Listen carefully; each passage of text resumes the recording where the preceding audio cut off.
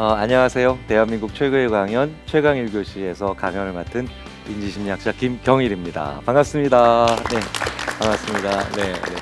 최근에 뭐 때문에 제일 힘드세요? 코로나죠. 네.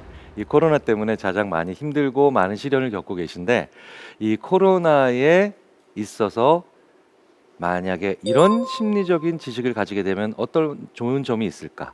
그리고 이런 정보를 좀 가지고 계시면 얼마나 괜찮을까라고 저희들끼리도 좀 의미를 부여하는 그런 내용들이 있어서 몇 가지 소개를 해드리려고 이 자리에 섰습니다.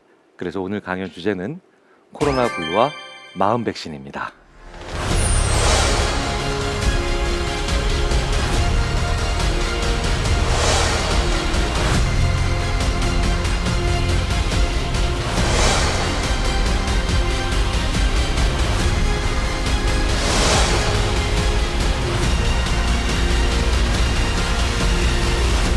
코로나 블루와 마음 백신. 코로나 블루라는 말은 정말 많이 들어보셨죠? 네, 네. 그래서 이제 저는 파란색 옷을 잘 안 입게 될 정도로 이제 블루라는 말 자체가 우울함 아니면 그 외에 뭔가 좋지 않은 듯한 그런 것을 의미하는 것으로 잘 알려졌는데, 이제 코로나라는 말과 붙어서 코로나 블루 딱 하면 벌써 정말 거의 1년째 지속되는 이 코로나 팬데믹 시대에서 우리가 참 많은 것을 어려워하고 힘들어할 수밖에 없겠구나. 그리고 실제로 느끼고 계시죠? 자, 우리가 어떤 어려움을 혹은 어떤 질병을 우리가 앓을 수 있다라고 했을 때 그 전에 뭘 맞죠? 백신을 맞죠. 백신을 맞습니다. 그래서 그 백신으로 오는 질병에 대해서 우리가 저항력을 키우고, 그리고 그 질병에 대해서 우리가 좀 피해갈 수 있는 그런 여지를 만들어 놓잖아요. 자, 오늘 저는 그래서 코로나 블루와 마음 백신, 즉 평상시에 어떤 사소한 일들을 하셔야 이 코로나 블루로 묶이는 수많은 일들을 우리가 헤쳐나가는데 큰 도움이 되는가. 자, 저희 인지심리학자들은 큰 이야기 안 합니다. 작은 이야기를 해요. 그래서 심리학에서 특히 인지심리학이 어떤 학문이냐라고 물어보면 제가 이렇게 얘기할 때도 있어요. 인지심리학은 넛지의 학문이다. 넛지가 뭐냐면요, 책 이름이기도 한데요, 넛지가 옆구리를 살짝 찌르다 이런 뜻이에요. 그 사람한테 야 일어나란 말이야, 제발 의지를 가지고 일어나 이러면 안 일어나는데, 옆구리 살짝 찌르면 와 하고 일어나죠. 와 하고 일어난단 말이에요.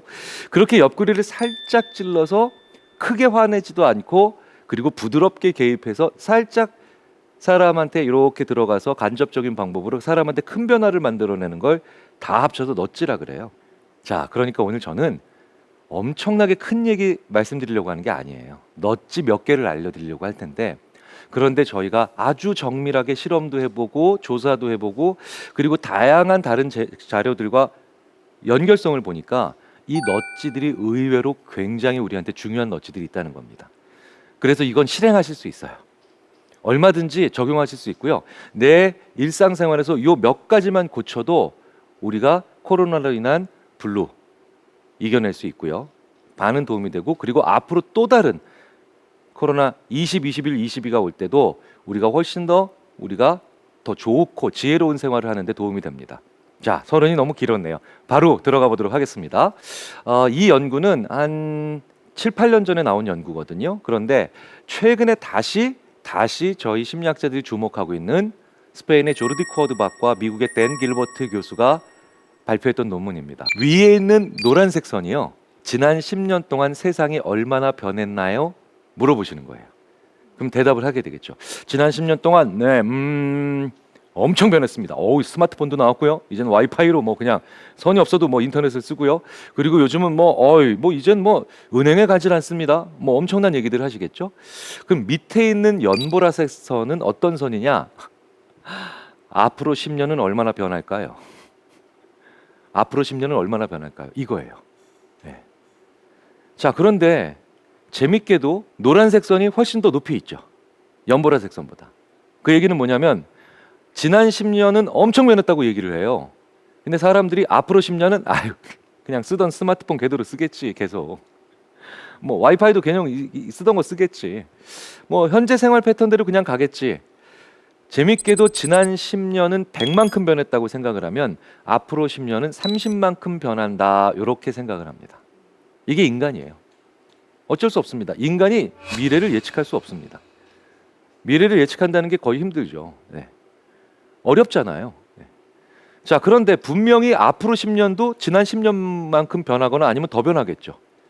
생각해 보세요. 나의 인생을 잘 생각해 보시면 10대 때 기술의 발전과 제가 20대 때 기술의 발전과 30대의 기술의 발전을 보면 항상 10대보다 20대 때 더 많이 발전했더라고요. 30대 되니까 엄청 변했더라고요. 바로 지난 10년간인 40대에는 세상이 완전히 뒤바뀐 것 같아요.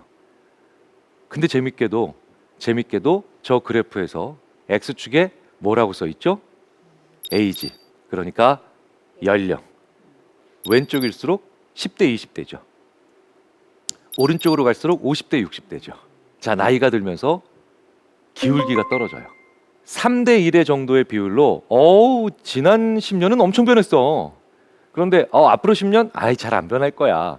이렇게 생각하는 그 3대 1의 비율은 그대로 유지가 되는데 문제는 기울기가 떨어지고 있다는 거예요. 기울기가. 그러니까 뭡니까? 자, 지금 50대인, 60대인 분들 지금 벌써 기분 나빠지기 시작하셨는데, 네, 그러실 필요 없습니다. 네, 일단은 추세만 그렇다는 뜻이에요. 어쨌든 추세는 50대, 60대, 70대가 가면 지난 10년 안 변했어. 앞으로 10년은 절대 안 변해. 이렇게 얘기한다는 겁니다. 자, 그러면 10년 전에 혹은 3년 전에 이런 얘기를 우리가 들었겠죠. 제가 존경하는 최재천 교수님, 이화여대 석좌 교수이신 최재천 교수님이 잠깐만, 이런 식으로 자연을 마구 파헤치고 이런 식으로 계속 개발에만 집중을 한다면 분명히 우리 인류는 핵전쟁이 아니라 바이러스에 의해서 정말 큰 고초를 겪을 거야 라고 얘기하셨는데, 60년을 무탈하게 지내신 분들이 단 20년 무탈하게 지낸 세대보다 더 그런 일 없을 거고 우리가 살아가는 대로 계속 그 삶이 계속될 거라고 생각하실 가능성이 컸겠죠. 재밌는 건 누가 가장 이 상황을 예측을 못했는가를 살펴보면, 생각해보면 나이든 오히려 경험 많은 세대, 저 같은 기성세대가 오히려 이게 더 당황스럽고 그리고 이 사태를 더 예측하지 못했을 가능성이 큽니다. 실제로 자연을 이렇게 파괴하고 자연이 이렇게 많이 개발되면 바이러스가 우리 인류를 얼마든지 해칠 수 있고 지금까지의 삶과는 완전히 다른 우리를 궁지로 몰아넣을 수 있어요 라고 얘기하면, 저 같은 50대나 저보다 10년 선배인 60대, 70대인 분들은 참 별 걱정을 다 하네 이렇게 나왔어요. 그런데 10대, 20대 이 친구들은 바로 집에 가서 그날 저녁에 인터넷을 통해서 그런 재난 영화, 그런 바이러스 영화를 보면서 진짜 조심해야 되겠다 이런 생각을 할 수 있다는 거죠. 자, 저는 어린 세대가 더 지혜롭다는 말씀을 드리려고 하는 건 아닙니다. 하지만 오히려 젊고 어리기 때문에 미래 변화를 더 제대로 예측할 수 있다는 거죠. 우리가 항상 경험이 많다고 해서 더 모든 걸 잘 예측하는 건 아니에요. 그런데 재밌는 건요, 이건 평균적인 추세잖아요. 평균적인 추세인데 50대, 60대, 70대인데도 20대나 30대에 있는 지점에 와 있는 분들도 계세요. 아니, 그러지 말고 그냥 지난 10년은 하나도 안 변했는데 미래 10년은 엄청 변한다고 생각하는 사람은 어때? 그러면 좀 정상인이 아닐 것 같은 느낌이 들지 않으세요? 아니, 지난 10년에 아무것도 안 변했는데 미래만 변해. 이건 좀 이상하거든요. 그러니까 그거는 조금 문제가 있다고 볼 수 있죠. 그런데 50대, 60대, 70대인데도 20대, 30대 지점에 와 있는 분들이 계세요. 이런 분들이 어떤 분들입니까? 당연히 미래가 많이 변한다고 대비할 수 있는 분들이죠. 어떤 분들인가 봤더니요, 요약하자면, 죄송합니다, 너무 옛날 분일 수도 있는데 히딩크 기억나세요? 히딩크형 인간이라고 저희들이 부릅니다. 아직도 가지고 싶은 게 많은 분들, 아직도 경험해보고 싶은 게 많은 분들, I'm still hungry, 이런 분들이 미래가 당연히 더 많이 변해야 되겠죠. 미래가 하나도 안 변한다면, 그러면 내가 가지고 싶은 게 많은데 미래가 하나도 안 변한다면, 그러면 내가 바라는 그런 장면들이 나오기 어려워지잖아요. 그래서 제가 항상 나이가 좀 있는 기성세대인 분들에게 이런 말씀 하지 말라고 꼭 부탁드려요. 근데 저도 이제 이 얘기를 하기 시작해요. 이러면 안 되는데.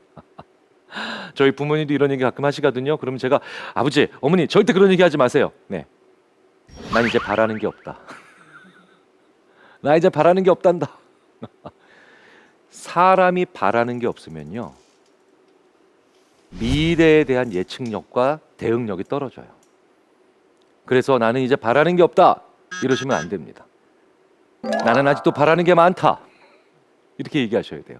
실제로 소망이 없는 사람처럼 삶의 의미가 없는 사람은 없습니다.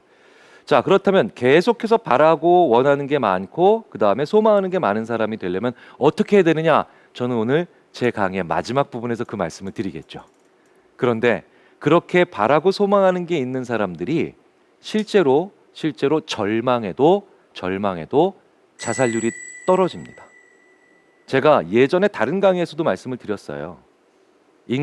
우리 인간은 절망감보다 무망감 때문에 더 많이 스스로 생을 마감하는 가슴 아픈 결과에 도달한다. 절망은 좋아하는 게 있고 그 다음에 소망하는 게 있는데 그걸 추구하는 과정에서 꺾인 거죠.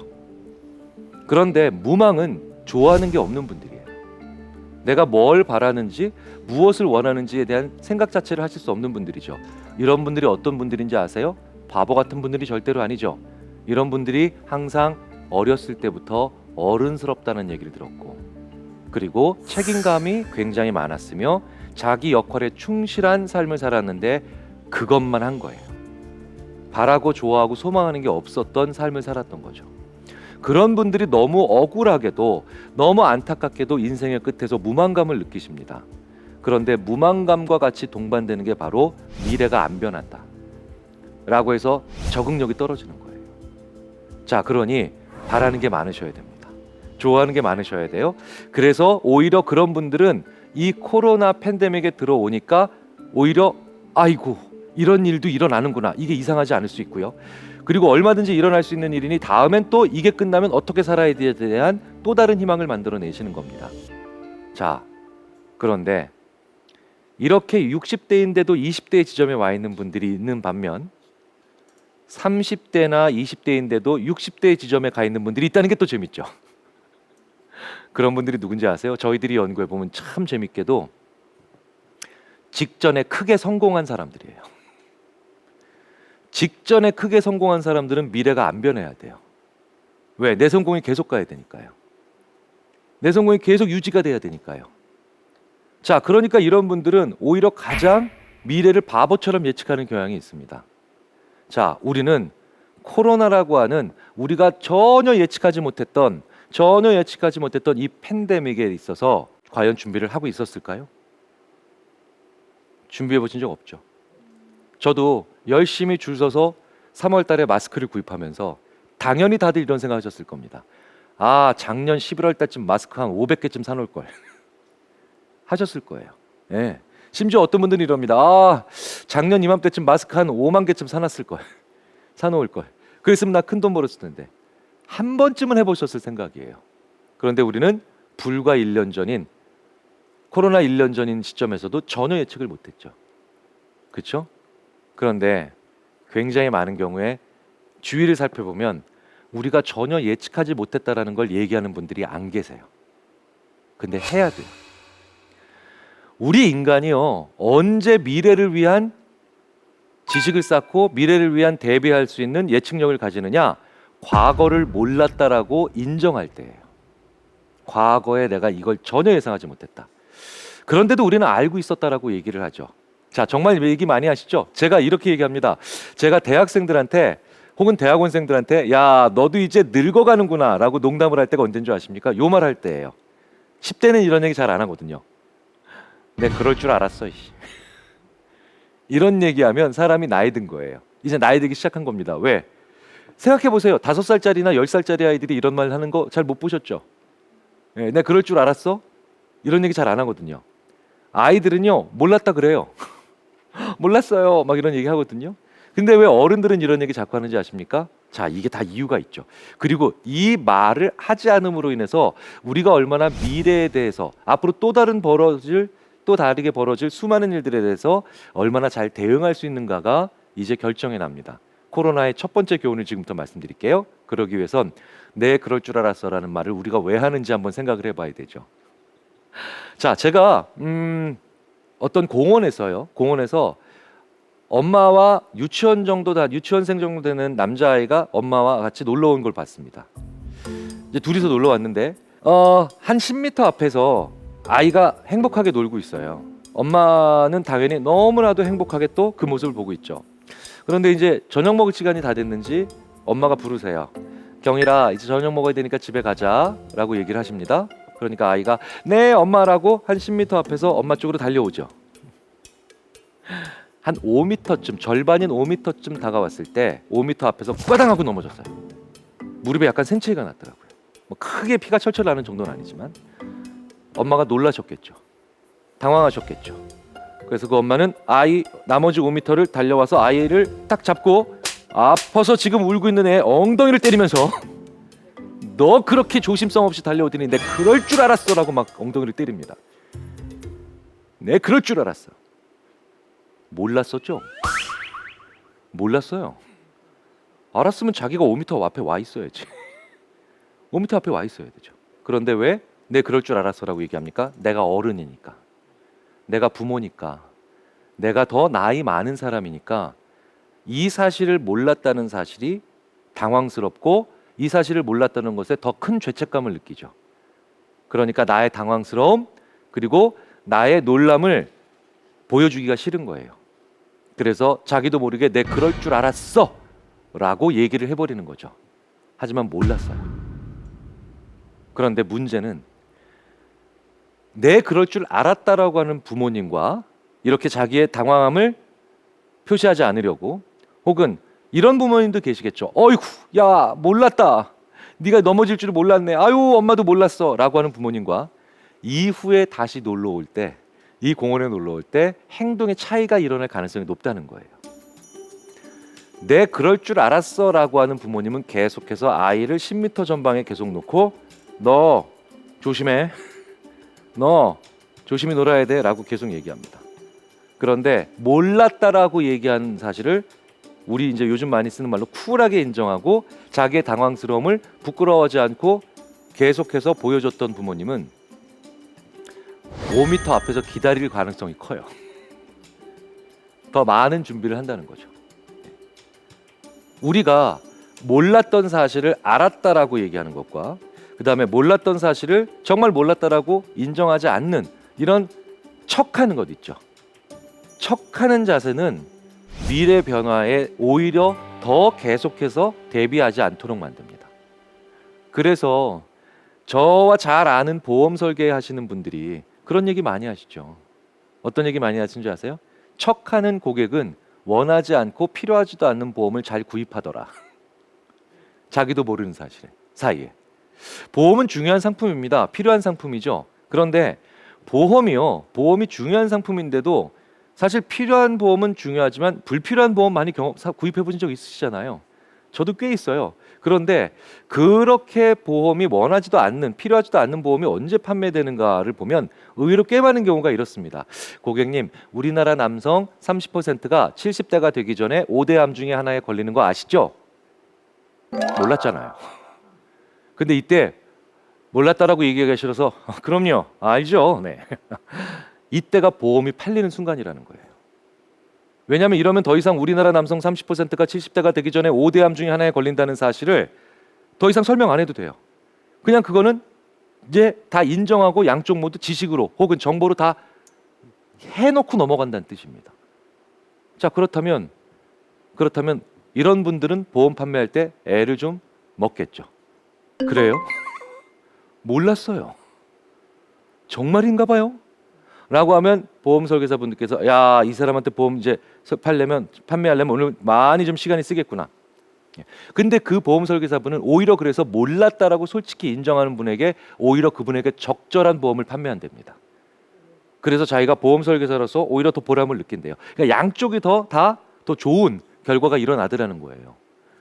자, 의외의 지점이죠. 우리는 코로나가 일어날 줄 몰랐어요. 전혀 몰랐어요. 그래서 저는 이런 사태가 일어났다라는 걸 전혀 몰랐다라는 걸 우리가 흔쾌히 인정을 하고, 이걸 통해서 당황스럽거나 예상하지 못했던 일이 일어났을 때 내가 예상하지 못했다, 나는 전혀 몰랐다, 전혀 이런 거를 예측하지 못했다라는 것을 흔쾌히 인정하는 이런 사회가 필요합니다. 그런 사회를 사후확증 편향으로부터 빠져나오는 사회라고 하고요. 사후확증 편향이 바로 무슨 뜻이냐? 몰랐는데 알았다고 하는 거예요. 그런데 이 사후확증 편향으로부터 빠져나오거나 사후확증 편향에 잘 빠지지 않는 개인은요, 미래를 더 잘 대비합니다. 미래에 더 적절하게 대비하고요. 앞으로 일어날 수 있는 또 다른 일들이 얼마든지 일어날 수 있다라는 생각을 한다는 거죠. 우리 이번에 큰 교훈 배웠죠. 우리 이거 몰랐어요. 그러면 우리 이제 흔쾌하게, 그리고 정말 솔직하게 우리가 전혀 이런 사실을 몰랐다라고, 그리고 그것과 관련된 다른 수많은 변화도 몰랐다라고 인정하자고요. 그래야만 우리는 더 잘 예측할 수 있습니다.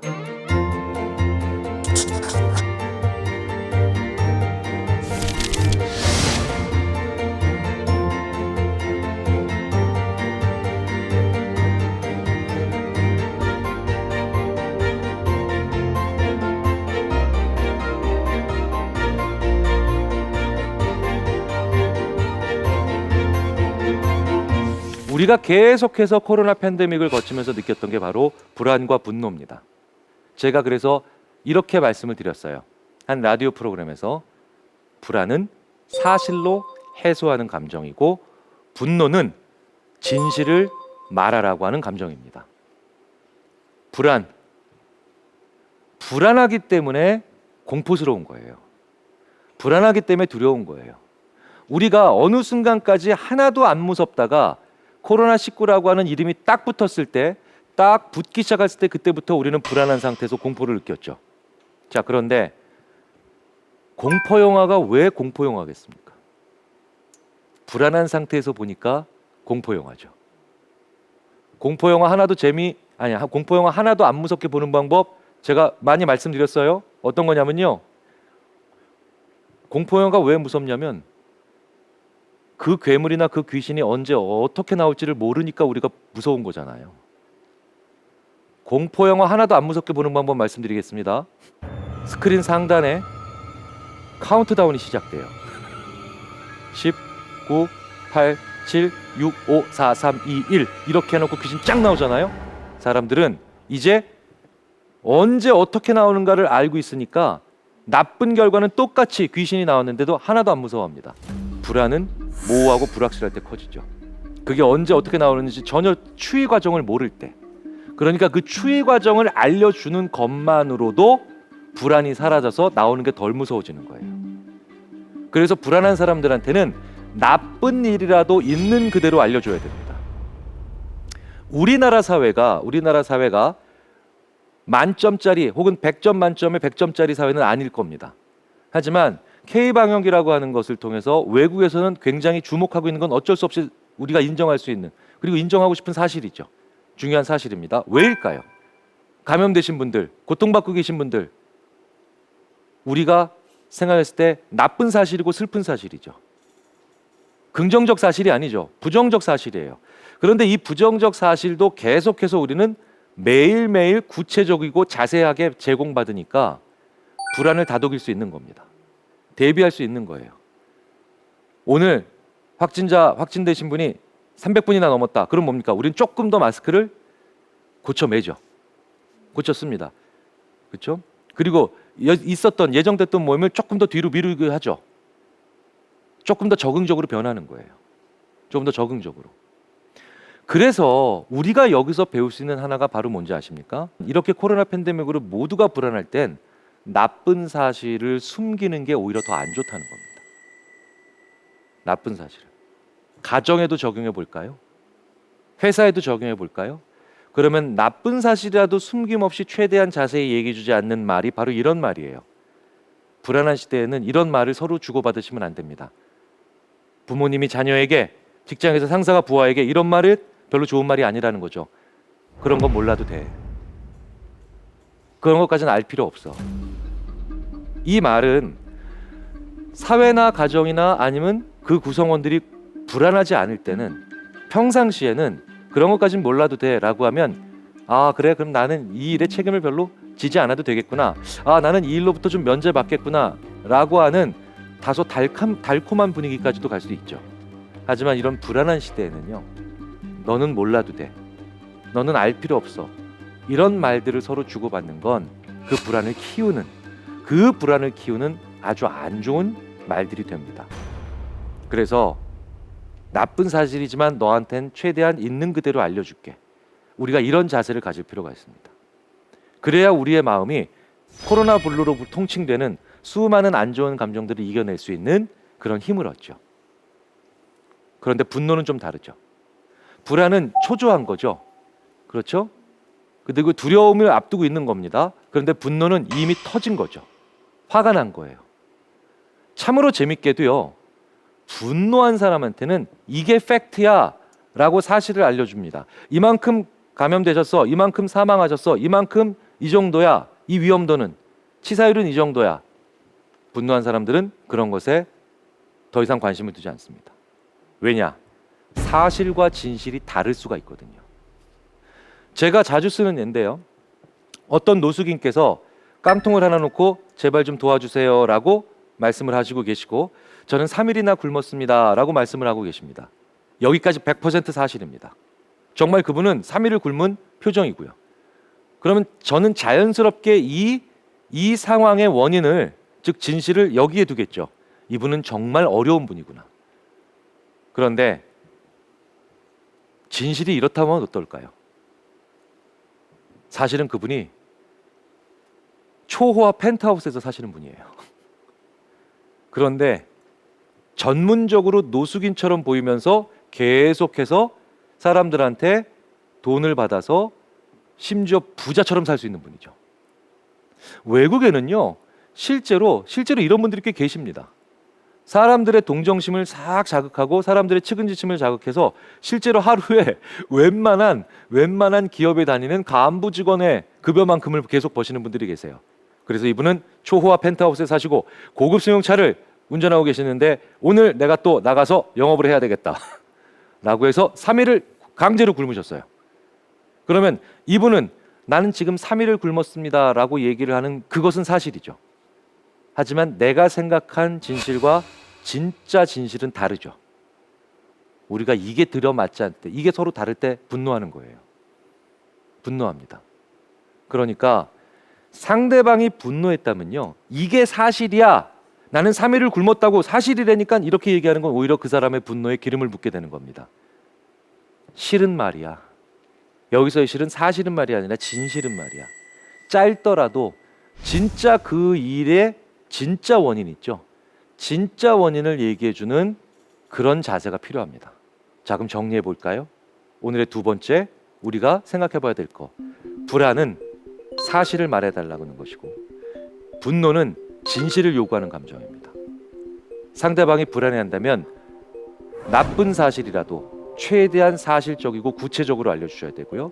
상대방이 분노했다면 사실에서 그치는 게 아니라 그 사실을 만들어낸 진짜 그 뒤에 있는 진짜 원인을 그분에게 정말 진심으로 얘기하실 수 있는 그런 자세가 필요합니다. 그게 코로나 블루를 둘러싸고 있는 우리가 생각해 봐야 될 중요한 지점들이죠.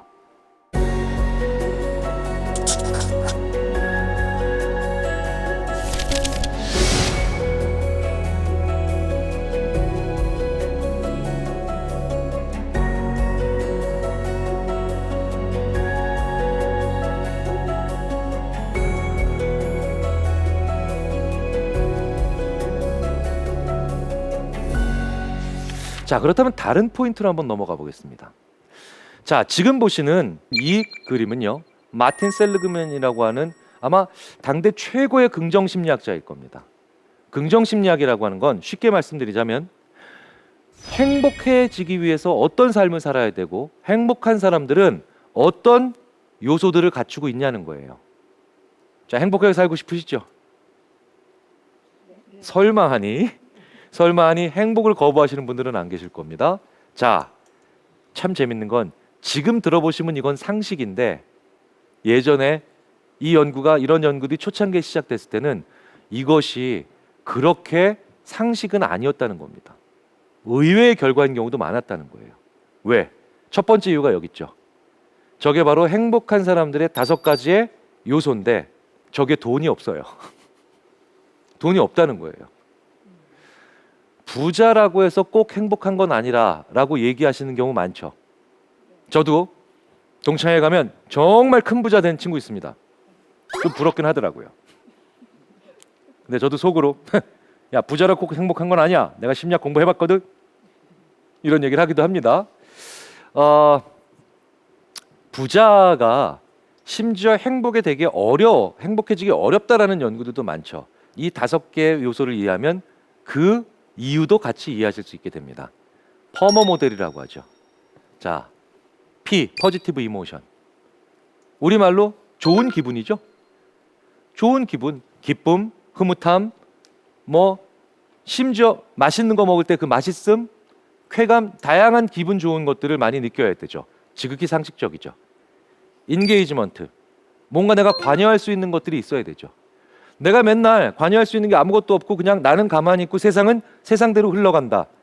이거 결코 행복한 삶이 아닐 가능성이 높습니다. 포지티브 릴레이션십, 무슨 얘기입니까? 긍정적 관계. 나에게 잘해주는 사람, 나와 좋은 관계를 맺고 있는 사람들 있어야죠. 미닝, 의미 있는 삶. 더 쉽게 말씀드릴까요? 보람을 느끼는 삶. 보람을 느끼는 사람의 핵심이 뭔지 아십니까? 나도 누군가에게 잘해줬다는 기억이에요. 아무리 돈은 많이 많은 분이든 아무리 사회적으로 성공한 분들이든 아니면 저처럼 평범한 분들이든 제가 이제 사고가 아닌 나는 이제 노환으로 혹은 질병으로 이제 세상을 떠난다라는 것을 알고 있는, 하루 혹은 이틀 내에 세상을 떠난다는 것을 알고 있는 이런 분들을 뵐 기회가 심리학자이기 때문에 꽤 있었죠. 제가 경험한 바로 의하면, 그리고 다른 많은 심리학자들을 혹은 심리학자가 아니더라도 다른 관련 분야 연구자들이 한결같이 얘기하는 건 이렇습니다. 돈 더 못 벌어서, 더 많이 성공 못해서 후회하면서 눈을 감는 분들은 안 계십니다. 거의 절대 다수가 내가 그 친구한테 좀 더 잘해줄 걸, 내가 그 사람한테 좀 더 잘할 걸, 이걸 후회하면서 돌아가세요. 사람한테 잘하지 못한 걸. 제 경험에 의하면 100%였고요. 심지어 삼국지에 보면 그 냉혈한 조조, 계속해서 삼국 통일을 위해서 사람을 정말 쓰고 버리는 것 자체가 잔인할 정도의 이 소시오패스라는 추정이 있을 정도의 조조조차도 눈을 감을 때 삼국 통일을 못해서 너무 후회스럽다라는 말보다 이 말을 더 많이 했죠. 내 무덤 72개를 더 만들어라. 왜? 사람한테 못한 게 너무 두려웠던 거예요. 그래서 나의 자식도 결국 실각하고 결국은 나의 나라가 망한다면 사람들이 나의 무덤을 파헤칠 게 너무 두려웠던 거예요. 그래서 카피를 72개를 더 만들라는 지시를 하고 눈을 감죠. 참, 그러면 그냥 좀 잘하든가. 그렇죠? accomplishment, 성취하는 게 있어야 됩니다. 나도 뭔가 좀 성취하는 게 있어야 되죠. 자식 농사를 잘 지었다, 아니면 예를 들어서 야, 내가 저런 큰 일을 해냈다, 아니면 이런 봉사를 했다, 이런 업적을 남겼다, 무언가를 발명했다, 모든 것들이 다 성취죠. 이 5개가 행복에 관련된 기본적으로 마틴 셀리그만을 위시한 모든 긍정심리학자들, 아니 이젠 모든 심리학자들이 얘기하는 행복의 요소입니다.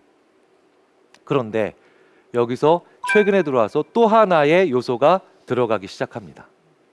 지금 이 행복 모형에 의하면 혼자 살면 무조건 불행하다는 얘기가 됩니다.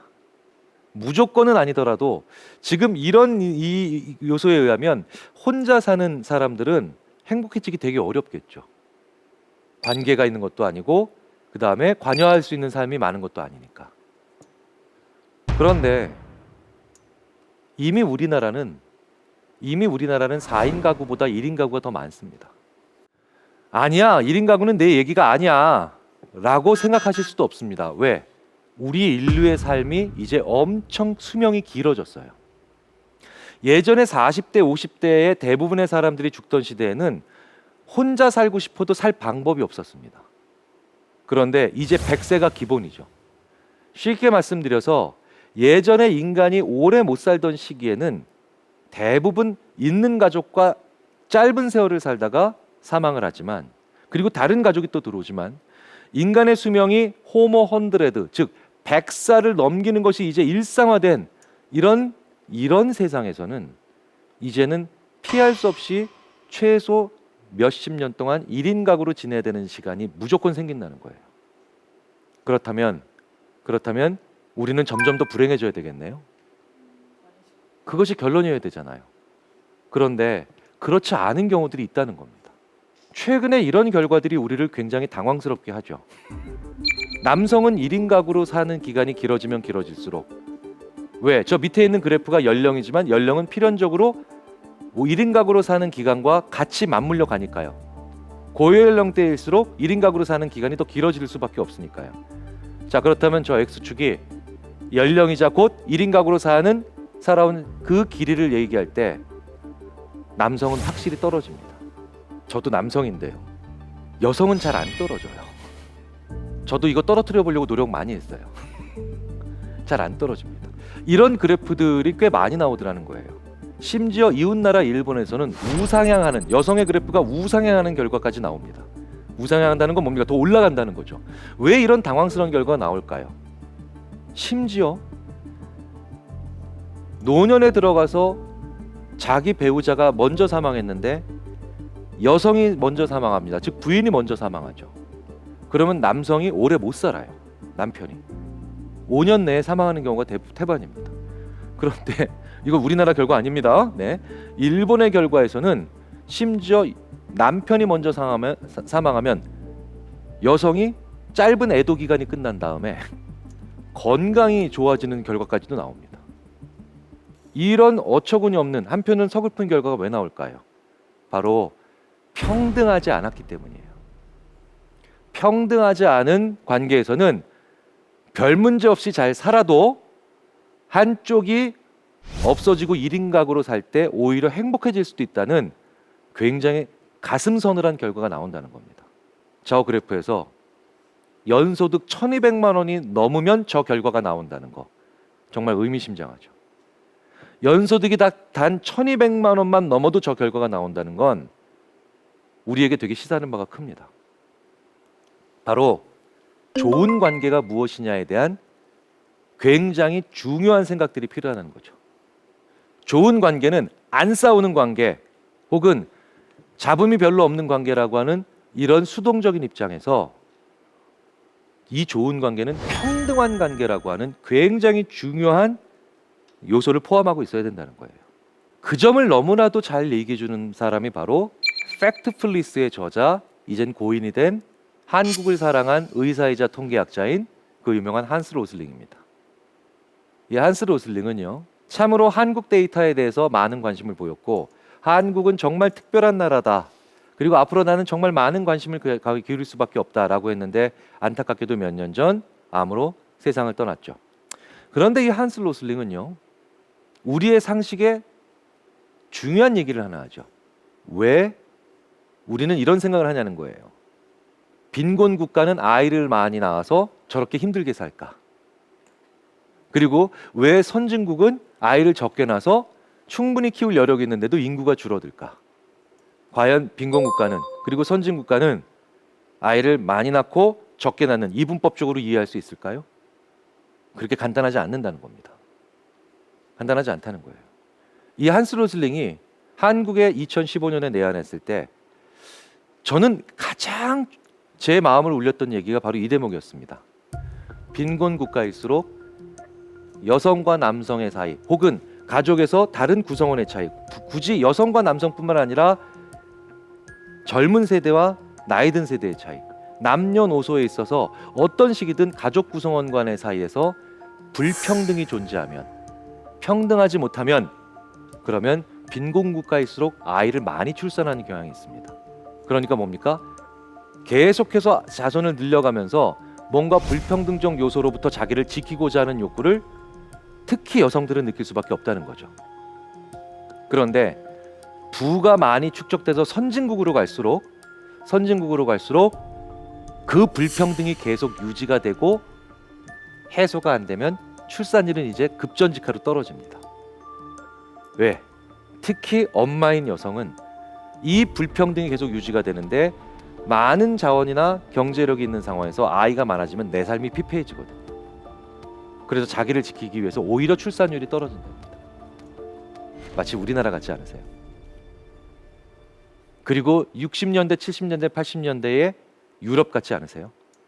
그래서 유럽은 남녀 평등성을 많이 개선하고 난 다음에야 경제력과 무관하게 일정 수준 이상의 경제력에 기반해서 출산율이 올라갔죠.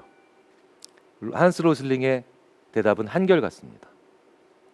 평등해져라. 출산율이 올라가는 건, 떨어지는 출산율을 우리가 제대로 만들어낼 수 있는 건 경제가 아니다. 돈이 아니다.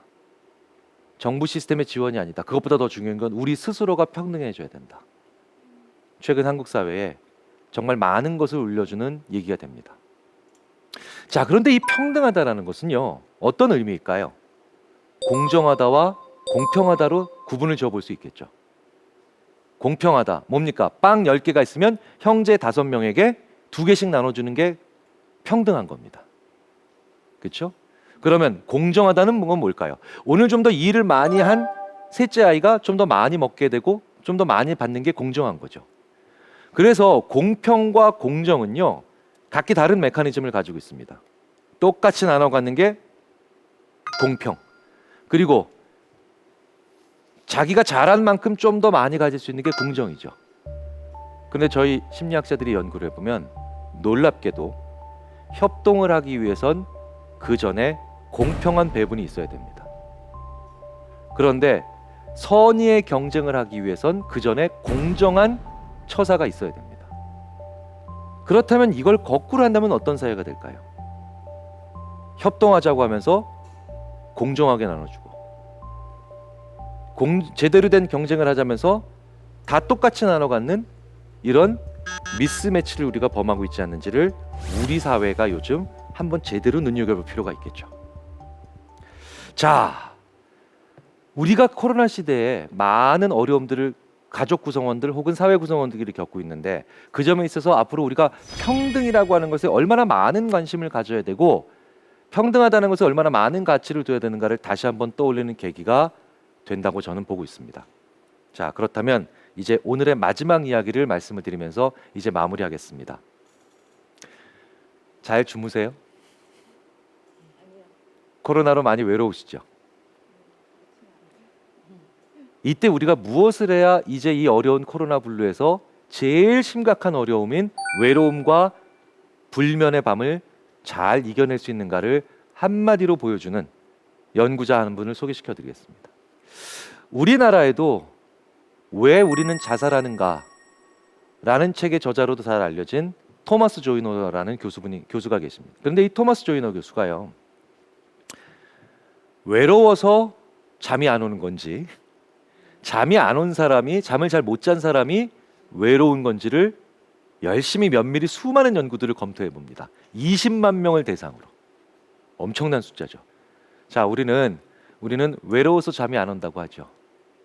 그런데 재미있게도 그것보다 잠을 잘 못 잔 날 다음 날 외롭습니다. 그러니까 우리의 외로움은 잠을 잘 못 자서가 더 크다는 거예요. 그런데 잠을 잘 못 자서 외로우니 그 다음 날 더 못 자겠죠. 그러니 그게 계속되면 불면의 밤이 오는 거고, 우리가 코로나 때 잠이 무너지면서 더 많은 외로움을 겪는 것이 그저 코로나 때 비대면이라서 외로워서 잠을 못 자는 것보다 그게 2배, 3배 이상 더 크다는 우리의 상식과는 반대의 결과가 나오죠. 그러면 이제 잘 자야 되겠죠. 잘 자야 되는데 좋은 수면 클리닉, 굉장히 좋은 침대, 굉장히 좋은 쾌적한 환경도 중요하겠죠. 그럼에도 불구하고 수면의 질이 떨어지는 사람들의 특징, 그리고 이런 상황이 안 좋은데도 잘 자는 사람들의 특징을 분석하고 토마스 조이너, 우리는 왜 자살하는가, 자살 문제에 있어서 가장 많은 연구를 한 토마스 조이너 교수의 결론이 이겁니다. 저도 거기서 무릎을 쳤죠. 오늘 내 주위에 있는 사람에게 냉정하고 차갑게 그리고 이기적으로 대한 사람은 그날 수면의 질이 떨어집니다. 그리고 그로 인해서 다음날 외로움을 느끼고요. 그리고 다시 잠이 잘 안 오게 되는 현상을 경험하게 됩니다. 그래서 내 주위에 있는 사람들에게 따뜻하게 대해주고 그들과 좋은 관계를 유지하려고 하는 의미 있고 보람 있는 행동을 하는 게 행복의 5가지 모형에서 가장 중요한 내가 잘 자고 그 다음날 외롭지 않은 것의 중요한 연구 결과라는 걸 토머스 조이너 교수가 올해 발표해서 저는 제가 올해 읽은 논문 중에 올해 제가 분석한 논문 중에 가장 깊게 다가왔습니다. 코로나 블루 잘 잠으로 이겨낼 수 있죠. 그리고 잘 자기 위해서 우리는 내 주위에 있는 소중한 사람들에게 좀 더 따뜻하고 그리고 그들에게 좀 더 이타적인 행동을 할 필요가 있습니다. 이 코로나 팬데믹을 이겨낼 수 있는 가장 간단하면서도 준엄한 그런 메시지가 아닐까 싶어서 말씀을 드렸습니다.